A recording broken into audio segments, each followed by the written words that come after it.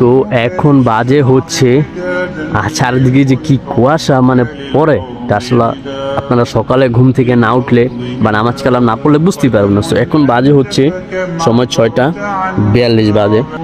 So দেখেন আমাদের এলাকার কি অবস্থা, মানে আমি ছাড়া চারদিকেই কুয়াশা, মানে একটু এদিক সেদিক হয়ে গেলে কি আর মানে দেখা যাইতেছে না।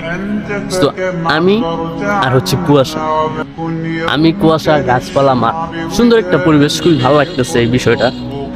তো অনেক সময় আমরা এরকম করতাম, সকালবেলা উঠাই যে ওষগিলা, যে ওষগিলা এগুলো আমরা এইভাবে হাত দিয়ে নিয়ে আমরা ঠোঁটে দিতাম।